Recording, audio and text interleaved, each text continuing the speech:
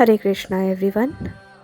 आज हम श्रील प्रभुपाद की लिखी हुई बुक जन्म और मृत्यु से परे का चैप्टर 2 पढ़ेंगे। चैप्टर 2 मृत्यु के समय उन्नति। अध्यात्मवादी अनेक प्रकार के होते हैं जिनको योगी कहा जाता है। हठ योगी, ज्ञान योगी, ध्यान योगी और भक्ति योगी, ये सब आध्यात्मिक जगत में स्थानांतरित होने के लिए योग्य होते हैं। योग शब्द का अर्थ है जुड़ना, और योग विधियां हमारा संबंध आध्यात्मिक जगत से स्थापित करने के लिए निर्मित हैं। जैसा कि पिछले प्रकरण में बताया गया है, मौलिक रूप से हम सब भगवान से जुड़े हुए हैं, परंतु अभी हम भौतिक मलिनता से प्रभावित हो चुके हैं। प्रक्रिया यह है कि हमें आध्यात्मिक जगत में वापस जाना है, और जोड़ने की यही प्रक्रिया योग कहलाती है। योग शब्द का दूसरा अर्थ धन चिन्ह है।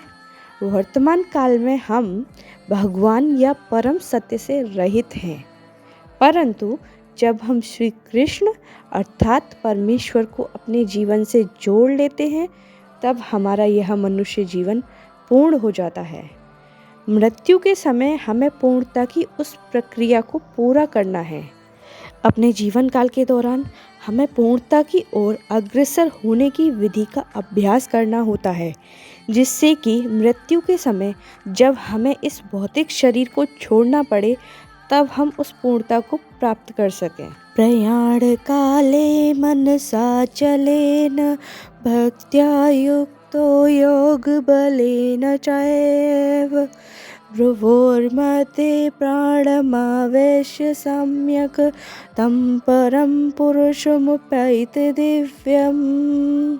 मृत्यु के समय जो व्यक्ति अपने प्राण को भौहों के मध्य स्थिर कर लेता है और अविचलित मन से पूर्ण भक्ति के साथ परमेश्वर के स्मरण में अपने आप को लगाता है, वह निश्चित रूप से भगवान को प्राप्त होता है। श्रीमद् भगवद गीता 8.10। जिस प्रकार विद्यार्थी किसी विषय को 4 या 5 साल तक पढ़ता है और फिर परीक्षा में बैठता है और अंत में उपाधि प्राप्त करता है, उसी प्रकार जीवन के विषय में यदि हम मृत्यु काल की परीक्षा के लिए अपने जीवन काल में ही अभ्यास करें और हम परीक्षा में सफल हो जाएं, तो हमें आध्यात्मिक जगत में भेज दिया जाता है। हमारे संपूर्ण जीवन की परीक्षा मृत्यु के समय होती है। यम यम वापि स्मरन् भावम त्यज्यत्यन्ते कलेवरम तं तमेवाइति कौन्तेय सदा तद्भाव भाविता। हे कुंती पुत्र, शरीर त्यागते समय मनुष्य जिस भाव का स्मरण करता है, निश्चित रूप से वह उसी भाव को प्राप्त करता है। श्रीमद् भगवद गीता 8.6। बंगाली में एक कहावत है कि पूर्णता के लिए मनुष्य जो कुछ करता है उसकी परीक्षा मृत्यु के समय होती है। श्रीमद् भगवद गीता में भगवान श्री कृष्ण बतलाते हैं कि शरीर छोड़ते समय हमको क्या करना चाहिए। ध्यान योगी के लिए भगवान श्री कृष्ण निम्नलिखित श्लोक बताते हैं।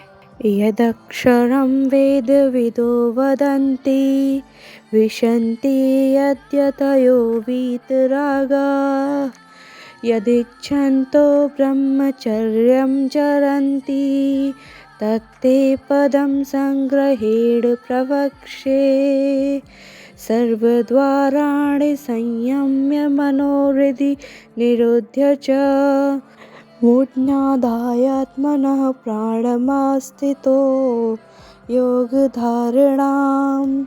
वेदों के ज्ञाता जो पुरुष ओमकार का उच्चारण करते हैं और जो संन्यास आश्रम के बड़े बड़े मुनि हैं, वे ब्रह्म में प्रवेश करते हैं। ऐसी सिद्धि की इच्छा करने वाले ब्रह्मचर्य व्रत का अभ्यास करते हैं।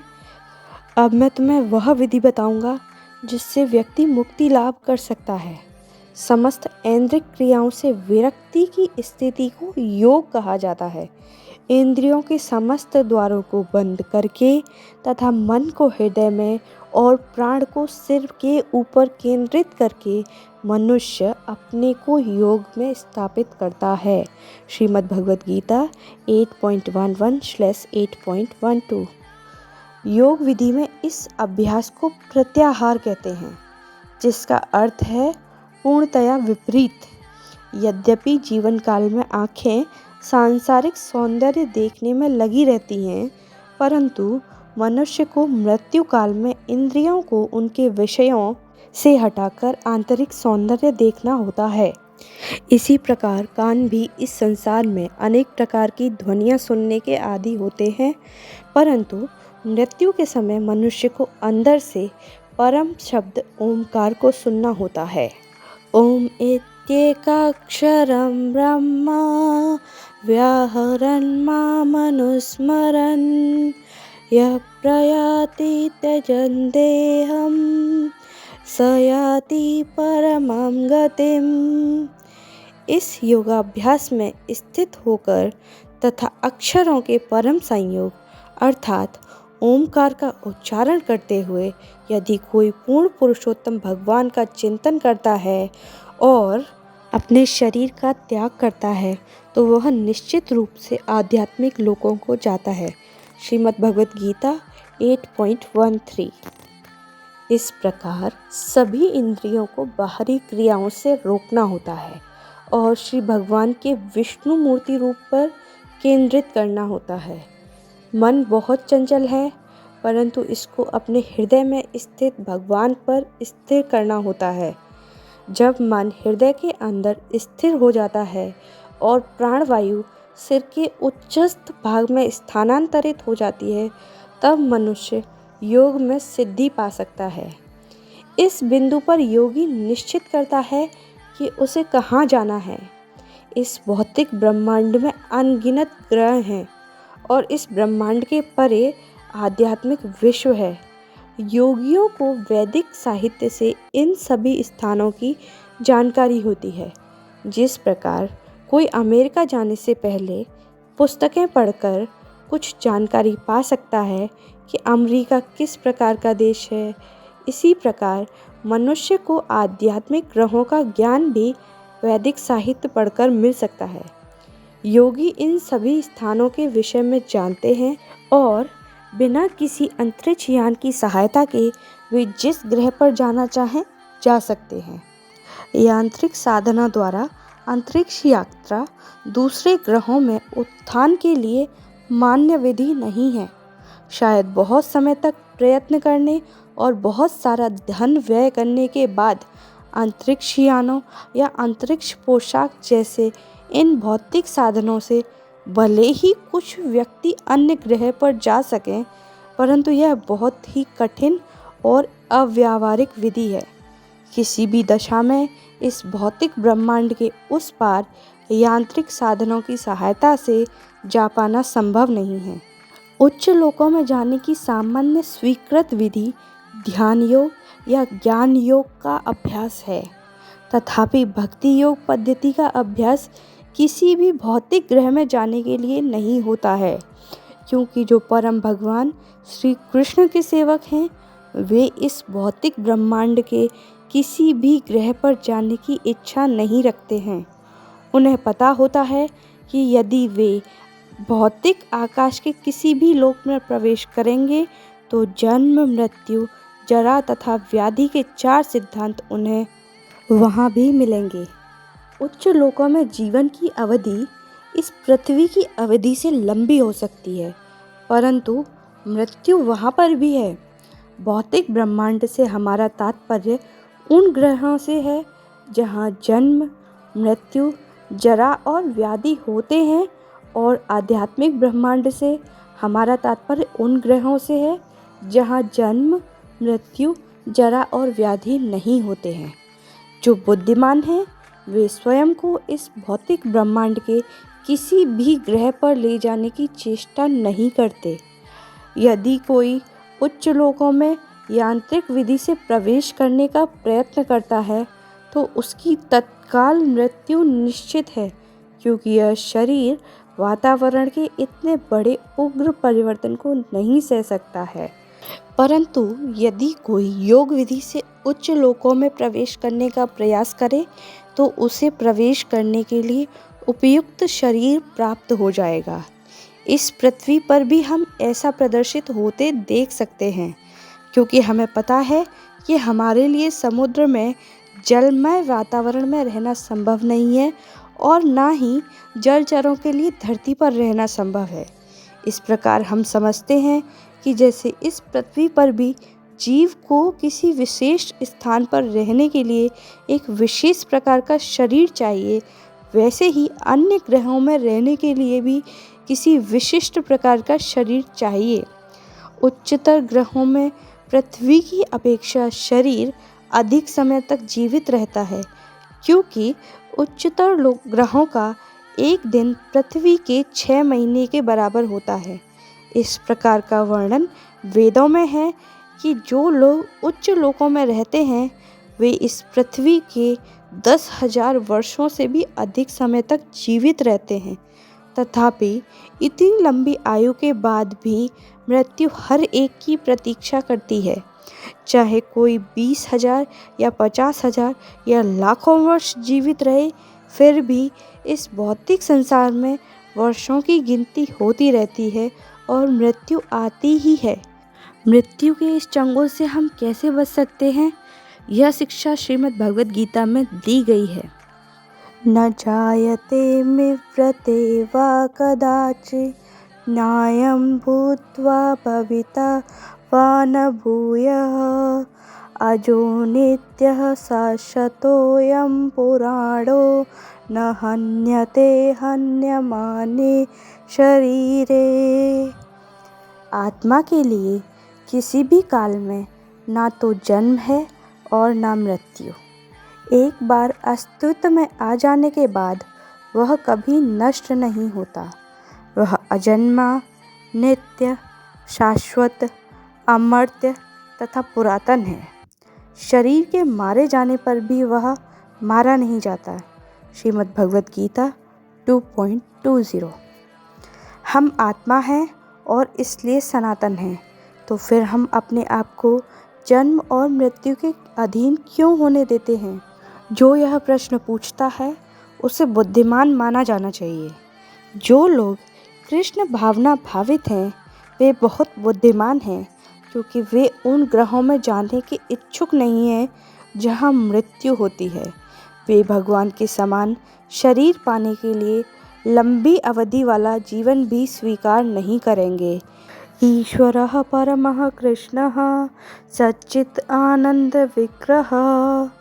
सत का अर्थ है सनातन, चित का अर्थ है ज्ञान से परिपूर्ण और आनंद का अर्थ है सुख से परिपूर्ण। श्री कृष्ण संपूर्ण आनंद के सागर हैं। यदि हम अपने आप को इस शरीर से आध्यात्मिक लोक कृष्ण लोक, श्री कृष्ण का ग्रह या किसी और आध्यात्मिक ग्रह में स्थानांतरित करें तो हमें उसी प्रकार का सच्चित आनंद शरीर मिलेगा। इसलिए जो कृष्ण भावना भावित है उनका उद्देश्य उनसे भिन्न है जो इस भौतिक संसार के उच्च ग्रहों में उन्नति करने का प्रयास कर रहे हैं। मनुष्य का आत्मा सूक्ष्म आध्यात्मिक चिंगारी है। योग की सिद्धि इस बात पर निर्भर करती है कि इस आध्यात्मिक चिंगारी को सिर के ऊपरी भाग में ले जाया जाए। इस स्तर को प्राप्त करने के बाद योगी अपने आप को अपनी इच्छा के अनुसार इस भौतिक संसार के किसी भी लोक में ले जा सकता है। यदि योगी की जिज्ञासा यह जानने की है कि चंद्रमा किस प्रकार का है तो वह वहां जा सकता है। यदि वह उच्चतर लोकों में जाने का इच्छुक हो तो वह वहां भी उसी प्रकार जा सकता है जैसे यात्री न्यूयॉर्क, कनाडा या इस पृथ्वी के अन्य नगरों को जाते हैं। इस पृथ्वी पर कहीं भी जाने के लिए प्रवेश पत्र और आयत कर की समान विधि लागू मिलेगी। इसी प्रकार सभी भौतिक ग्रहों में भी जन्म, मृत्यु वृद्धावस्था और बीमारी के सिद्धांत कार्यशील मिलेंगे। ओम इत्येकाक्षरम ब्रह्म। मृत्यु के समय योगी ओम शब्द का उच्चारण कर सकता है। ओम दिव्य शब्द ध्वनि ओमकार का संक्षिप्त रूप है। यदि योगी इस ध्वनि का उच्चारण कर सकता है और साथ ही उसी समय भगवान श्री कृष्ण या भगवान श्री विष्णु का स्मरण मामनुस्मरण कर सकता है, तो वह सबसे ऊंचा लक्ष्य प्राप्त करता है। योग की प्रक्रिया मन को भगवान श्री विष्णु के ध्यान में केंद्रित करना है। निर्विशेषवादी भगवान के किसी रूप की कल्पना करते हैं, परंतु वैष्णवजन इसकी कल्पना नहीं करते हैं, बल्कि वास्तव में देखते हैं। चाहे कोई भगवान की कल्पना करे या वास्तव में उन्हें देखे, हर किसी को श्री कृष्ण के साकार रूप पर मन को केंद्रित करना होता है। अनन्यचेता सततम यो मां स्मरति नित्यशः तस्याहं सुलभः पार्थ नित्ययुक्तस्य योगिनः। हे पार्थ, जो अनन्य भाव से निरंतर मेरा स्मरण करता है, उसके लिए मैं सुलभ हूँ, क्योंकि वह निरंतर मेरी ही भक्ति में लगा रहता है। श्रीमद् भगवद गीता 8.14। जो अस्थाई जीवन, अस्थाई सुख और अस्थाई सुविधाओं से संतुष्ट है, उन्हें बुद्धिमान नहीं माना जा सकता है। कम से कम श्रीमद् भगवद गीता के मतानुसार तो नहीं। श्रीमद् भगवद गीता के अनुसार जिनकी बुद्धि बहुत ही छोटी है, वे अस्थाई चीज़ों में रुचि रखते हैं। हम सनातन हैं, तो हम अस्थाई चीज़ों में रुचि क्यों रखें? कोई भी व्यक्ति अस्थाई स्थिति नहीं चाहता है। यदि हम किसी किराए के मकान में रहते हैं और मकान मालिक मकान खाली करने को कहे, तो हमें दुख होता है, परंतु यदि हम उससे अच्छे मकान में चले जाते हैं, तो हमें शोक नहीं होता है। यह हमारा स्वभाव है। क्योंकि हम सनातन हैं, इसलिए हम सनातन निवास स्थान चाहते हैं। हम मरना नहीं चाहते हैं, क्योंकि वास्तव में हम सनातन हैं। हम वृद्ध और बीमार भी नहीं होना चाहते हैं, क्योंकि यह सब बाहरी और अस्थाई स्थितियां हैं। यद्यपि हम ज्वर से पीड़ित होने के लिए नहीं बने हैं, फिर भी कभी कभी ज्वर आ जाता है और हमें ठीक होने के लिए सावधानियां अपनानी पड़ती है और चिकित्सा करवानी पड़ती है। चारों प्रकार के दुख ज्वर जैसे ही हैं और ये सब इस भौतिक शरीर के कारण हैं। यदि किसी प्रकार हम इस भौतिक शरीर से बाहर निकल पाए, तो हम सभी दुखों से छुटकारा पा सकते हैं जो इस शरीर के साथ जुड़े हुए हैं। निर्विशेषवादियों को इस अस्थाई शरीर से छुटकारा पाने के लिए भगवान श्री कृष्ण उन्हें ओमकार का उच्चारण करने की सलाह दे रहे हैं। इस प्रकार उनका आध्यात्मिक जगत में स्थानांतरण निश्चित हो जाता है। फिर भी यदि वे आध्यात्मिक जगत में प्रवेश पा भी जाएं, तो भी उन्हें वहाँ के किसी भी ग्रह में प्रवेश नहीं मिल सकता है। वे बाहर ब्रह्म ज्योति में रहते हैं। ब्रह्म ज्योति की तुलना सूर्य के प्रकाश से की जा सकती है और आध्यात्मिक ग्रहों की तुलना स्वयं सूर्य ग्रह से की जा सकती है।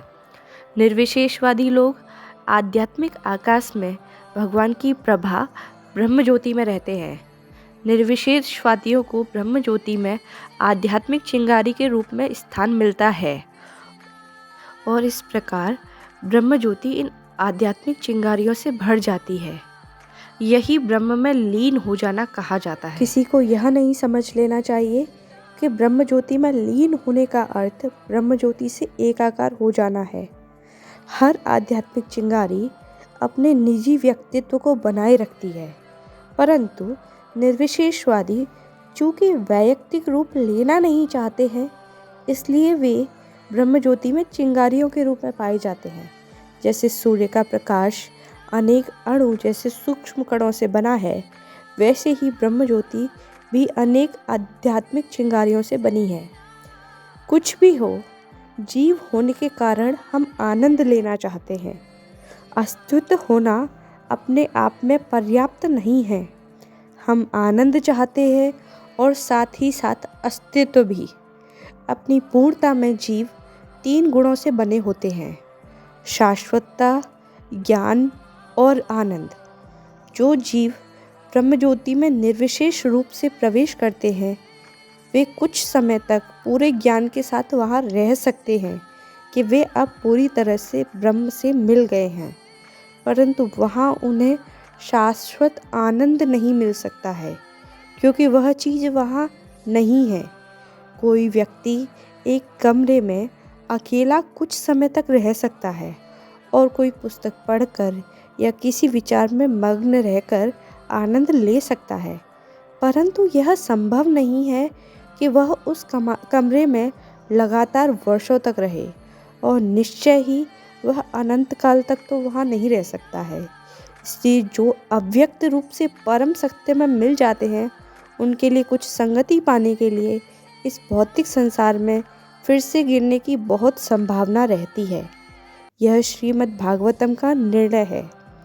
अंतरिक्ष यात्री हजारों हजारों मील तक यात्रा कर सकते हैं, परंतु यदि उन्हें किसी ग्रह पर विश्राम नहीं मिलता तो उन्हें इस पृथ्वी पर ही वापस आना पड़ता है। कुछ भी हो, विश्राम की आवश्यकता तो होती ही है। अव्यक्त रूप में विश्राम अनिश्चित है। इसलिए श्रीमद् भागवतम कहता है कि इतने परिश्रम के बाद भी यदि निर्विशेषवादी आध्यात्मिक जगत में प्रवेश करता है और अव्यक्त रूप पाता है, तब भी वह इस भौतिक संसार में वापस आता है, क्योंकि उसने प्रेम तथा भक्ति के साथ भगवान की सेवा करने की उपेक्षा की है। इसलिए जब तक हम इस पृथ्वी पर हैं, हमें परम भगवान श्री कृष्ण की सेवा और उन्हें प्रेम करने का अभ्यास करना सीखना चाहिए। यदि हम इसे सीख लें तो हम उन आध्यात्मिक लोकों में प्रवेश कर सकते हैं। निर्विशेषवादियों की परव्योम की स्थिति अस्थायी होती है, क्योंकि अकेलेपन के कारण वे कुछ संग पाने का प्रयास करेंगे। चूँकि वे व्यक्तिगत रूप से भगवान की संगति प्राप्त नहीं करते हैं, इसलिए उन्हें इस संसार में फिर से आकर बद्ध जीवों के संग रहना पड़ता है। इसलिए यह बहुत ही महत्वपूर्ण बात है कि हम अपने वैधानिक स्वरूप को समझें। हमें शाश्वतता, पूर्ण ज्ञान और साथ ही साथ आनंद भी चाहते हैं। जब हम अधिक समय के लिए निर्विशेष ब्रह्म ज्योति में अकेले छोड़ दिए जाते हैं तो हमें आनंद नहीं मिल पाता है। अतः हम इस भौतिक संसार से मिलने वाले आनंद को स्वीकार कर लेते हैं, किंतु कृष्ण भावनामृत में वास्तविक आनंद का आस्वादन किया जाता है। भौतिक जगत में साधारणतया मैथुन ही सबसे ऊंचा आनंद माना जाता है। यह आनंद आध्यात्मिक जगत में पाए जाने वाले संभोग आनंद अर्थात भगवान श्री कृष्ण के सानिध्य से मिलने वाले आनंद की विकृत परछाई है। परंतु हमें यह नहीं सोचना चाहिए कि वह आनंद इस भौतिक संसार के मैथुन के आनंद जैसा है। नहीं, वह भिन्न है। परंतु जब तक आध्यात्मिक जगत में यौन जीवन नहीं है, तब तक उसकी परछाई यहाँ नहीं आ सकती है। यहाँ तो केवल विकृत परछाई है, परंतु वास्तविक जीवन वहाँ भगवान श्री कृष्ण में है, जो कि सभी आनंदों से पूर्ण है। इसलिए सबसे उत्तम विधि से अपने आप को अभी से प्रशिक्षित करना है, जिससे मृत्यु के समय हम आध्यात्मिक लोक में अर्थात कृष्ण लोक में पहुंच जाएं और वहां भगवान श्री कृष्ण की संगति करें। ब्रह्म संहिता 5.29 में भगवान श्री कृष्ण और उनके धाम का वर्णन इस प्रकार किया गया है। चिंतामणि प्रकरसत्मशुकल्पवृक्ष लक्षावृतेषु सुरभिरभिपालयन्तं लक्ष्मीसहस्रशतसम्भ्रमसेव्यमानं गोविन्दमादिपुरुषं तमहं भजामि। मैं उन आदि पुरुष भगवान गोविंद का भजन करता हूँ जो लाखों कल्प वृक्षों से घिरे हुए चिंतामणि समूह से निर्मित भवनों में कामधेनु गायों का पालन करते हैं और जो असंख्य लक्ष्मियों अथवा गोपियों द्वारा सदैव प्रगाढ़ आदर और प्रेम सहित सेवित है। यह कृष्णलोक का एक वर्णन है। वहाँ के घर चिंतामणि रत्न से बने हुए हैं। चिंतामणि पत्थर जिसे भी छूता है वह तुरंत सोना बन जाता है। वहाँ के वृक्ष इच्छा की पूर्ति करने वाले कल्प वृक्ष हैं। उनसे व्यक्ति जो कुछ भी चाहे पा सकता है। इस संसार में हमें आम के वृक्ष से आम मिलता है और सेब के वृक्ष से सेब मिलता है, परंतु वहाँ किसी भी वृक्ष से व्यक्ति जो चाहे वह पा सकता है। इसी प्रकार वहाँ गायें सुरभि कहलाती हैं, जो असीमित दूध देती हैं। यह वैकुंठ लोक का वर्णन है जो वैदिक साहित्य में पाया जाता है। इस भौतिक संसार में हम जन्म, मृत्यु और अनेक प्रकार के दुखों के अभ्यस्त हो गए हैं। भौतिक वैज्ञानिकों ने इंद्रियों के आनंद और विनाश के लिए अनेक सुख सुविधाओं का आविष्कार कर लिया है, परंतु उन्होंने वृद्धावस्था, बीमारी और मृत्यु जैसी समस्याओं का कोई भी हल नहीं ढूंढा है। वे किसी ऐसे यंत्र का आविष्कार नहीं कर सकते हैं जो वृद्धावस्था, मृत्यु और बीमारी को रोक सके। हम ऐसी कोई चीज़ का निर्माण कर सकते हैं जो कि मृत्यु की गति को और तेज कर दे, परंतु ऐसी किसी चीज़ का नहीं जो मृत्यु को रोक दे। किंतु जो बुद्धिमान हैं वे इस सांसारिक जीवन के 4 प्रकार के दुखों से मतलब नहीं रखते हैं, बल्कि आध्यात्मिक लोकों में उन्नति करने से मतलब रखते हैं। जो सदैव समाधि नित्ययुक्तस्य योगिनः में रहता है वह अपना ध्यान किसी अन्य चीज़ में नहीं लगाता है। वह सदैव समाधि में स्थिर रहता है। उसका मन सदैव श्री कृष्ण के चिंतन में किसी भी प्रकार से विचलित हुए बिना अनन्य चेता सततम लगा रहता है।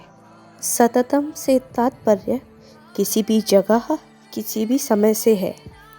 मैं भारत में वृंदावन में रहता था और अब मैं अमेरिका में हूँ, परंतु इसका अर्थ यह नहीं है कि मैं वृंदावन से बाहर हूँ, क्योंकि यदि मैं सदैव भगवान श्री कृष्ण के विषय में सोचूं तो मैं भौतिक उपाधियों से जुड़े होने के बावजूद भी वृंदावन में हूँ। कृष्ण भावना का अर्थ यह है कि मनुष्य सदैव भगवान श्री कृष्ण के साथ वैकुंठ में, गोलोक वृंदावन में रहता है और वह इस भौतिक शरीर को छोड़ने मात्र की प्रतीक्षा करता रहता है। स्मरति नित्यशः का अर्थ है निरंतर याद करना, और जो श्री कृष्ण का लगातार स्मरण करता है उसके लिए श्री कृष्ण सरलता से प्राप्त हो सकते हैं। तस्याहं सुलभः। भगवान श्री कृष्ण स्वयं कहते हैं कि वे इस भक्ति योग की प्रक्रिया के द्वारा भी सरलता से प्राप्त किए जा सकते हैं। तो हम किसी अन्य विधि को क्यों अपनाएं? हम प्रतिदिन 24 घंटे हरे कृष्ण कृष्ण कृष्ण हरे हरे, हरे राम राम राम हरे हरे का कीर्तन कर सकते हैं। इसके लिए कोई नियम या विधि नहीं है। हम सड़क पर, रेलगाड़ी में, अपने घर में या कार्यालय में कीर्तन कर सकते हैं। इसमें कोई कर नहीं लगता या कोई खर्च नहीं होता, तो हम क्यों ना इसे अपनाएं। हरे कृष्णा।